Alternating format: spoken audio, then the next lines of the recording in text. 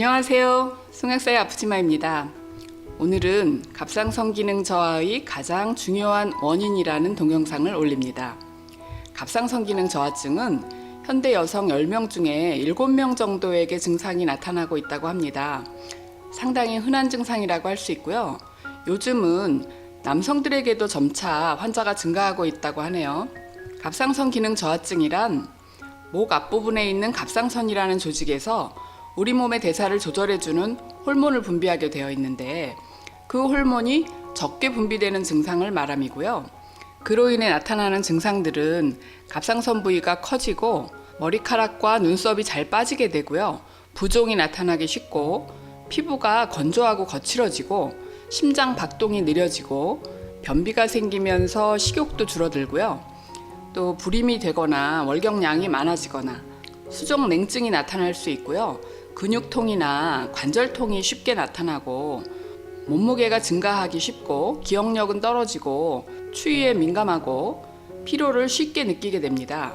이 갑상선 호르몬이 정상적으로 건강하게 분비되기 위해서는 인체에서는 뇌의 시상하부, 뇌하수체, 그리고 목의 갑상선, 거기다가 간하고 장의 협력까지 있어야 하는데요. 뇌의 시상하부에서는 혈액 중에 갑상선 호르몬의 농도를 감지해서 부족할 경우 뇌하수체에게 신호를 보냅니다.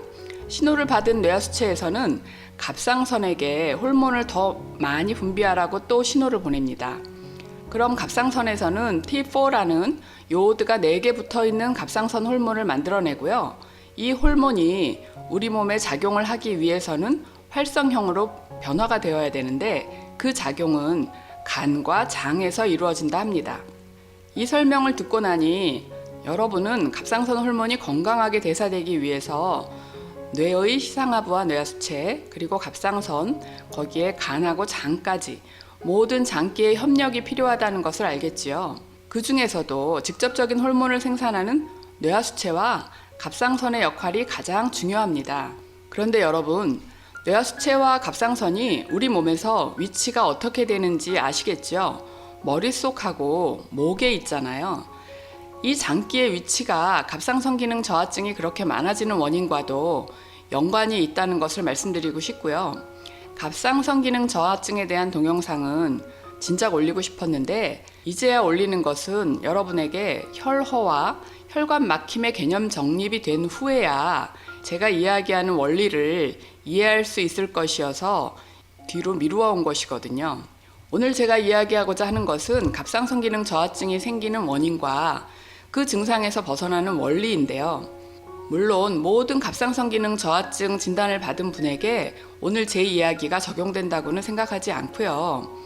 갑상선 자체에 혹이 생겨 있거나 또 암 진단을 받았거나 이런 문제가 있는 분들은 제외하고 갑상선 자체에 기질적인 문제가 없는 분이라면 오늘 제가 이야기하는 원리가 적용될 수 있다는 생각이거든요. 갑상선에서 조직의 기능 자체에 문제가 없는데 호르몬을 만들어내지 못하고 있다는 것은 그 호르몬을 만들어낼 만한 영양과 산소 공급을 받지 못하고 있다는 것이고요.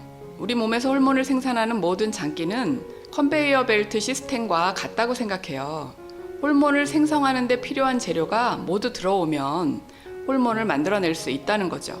현재 호르몬을 생성하지 못하고 있는 그 원인은 그 장기 자체에 혹이 생겼다거나 다른 기질적인 문제가 없다면 호르몬을 생산하는 데 필요한 성분이 부족한 거죠. 이럴 때 요오드라는 영양소를 보충해주면 된다고 생각하는데요. 오늘 제가 드리는 이야기는 그보다 더 근원적인 이야기입니다. 지금 이 영상을 보시는 분 중에서도 갑상선 기능 저하증 진단을 받은 분이 계시다면 제가 이야기하는 원리를 이해하면 삶의 질을 높이는 데 도움이 될 수 있다고 생각해요. 더 나아가서 갑상선 기능 자체가 회복되면 평생 먹어야 하는 약에서 벗어날 수도 있겠죠. 여러분, 갑상선 기능 저하증이 남성보다 여성에게 더 많은 이유를 알고 계시나요? 그건 남성보다 여성들이 더 취약한 어떤 점이 갑상선 기능 저하의 원인이기 때문입니다. 남성과 여성이 생리적으로 다른 점이 뭘까요? 남성보다 여성에게 더 많이 나타나는 약점, 바로 한 달에 한 번씩 여성들에게 일어나는 마법, 그로 인해서 혈액 손실과 연관되어 있다는 것인데요. 혈허가 갑상선 기능 저하증의 중요한 원인입니다. 물론 갑상선 기능 저하증이 혈관 막힘으로 나타날 수도 있는데요.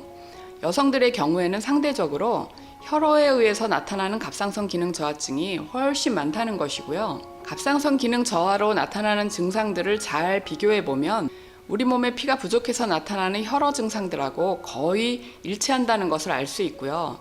여러분이 갑상선 기능 저하증 진단을 받았거나 또는 진단을 받지 않았지만 갑상선 기능 저하증이 자기에게 나타나고 있는 상태라면 혈어부터 개선을 해보세요. 이러한 점은 갑상선에만 해당되는 것은 아니고 부신이나 난소나 원리가 다 똑같아요. 다만 부신과 갑상선이 다른 점은 갑상선은 심장보다 더 높은 곳에 위치하고 있어서 심장에서 피를 보내자면 중력의 영향을 받기 때문에 상대적으로 더 어려울 수 있다는 거죠. 만약 누군가가 혈어가 있다면 이 사람은 피부적으로 혈액순환이 잘 안 되는 것은 기정사실인데요. 그 해당 장기가 심장보다 높은 곳에 있다면 피가 가기 더 어려워진다는 것입니다. 그런데 갑상선의 위치는 심장보다 높은 곳에 있고 심장에서 펌프질을 해서 피를 내보내게 될 때 중력의 영향을 받기 때문에 피가 부족한 상태라면 더 가기가 어려워진다는 거죠. 갑상선 기능 저하 증상 중에 한 가지가 심장 박동이 느려지는 것이 나타나는데 같은 맥락의 이야기이죠. 이 부분은 갑상선뿐만이 아니고 모든 장기들이 다 마찬가지이고요. 그러므로 여러분 어느 장기에선가 호르몬 생산이 제대로 되지 못하다는 진단을 받았다면 그 장기에서는 왜 호르몬을 만들지 못할까 한 번쯤 고민해 보시라는 것입니다. 혈어가 무엇이고 그를 개선하려면 어떻게 해야 하느냐, 그러한 점에 대해서 빈혈, 피부족, 모든 여성의 공공의 적이라는 영상을 참고로 하시고요. 한 번 더 요점 정리를 해드리자면 빈혈이 철분 부족이나 헤모글로빈 부족을 이야기한다면 혈어는 우리 인체에서 필요로 하는 전체 혈액량이 부족한 상태이고요. 병원 검사에서는 나오지 않는다고 말씀드렸습니다. 모든 여성들은 매월 생리를 하기 때문에 잠재적인 혈어 상태이고요. 개인에 따라서 그 증상이 좀 더 심하게 나타나는 분도 있습니다. 거의 모든 여성들이 갑상선 기능 저하증 후보라고 할 수 있죠. 그러므로 혈어가 있다면 내 몸에서 혈액 손실이 일어나는 모든 경우의 수를 찾아서 방어해야 하는데요. 피를 만드는 장기인 뼛속의 골수와 간과 신장의 기능을 높여주어야 할 것입니다.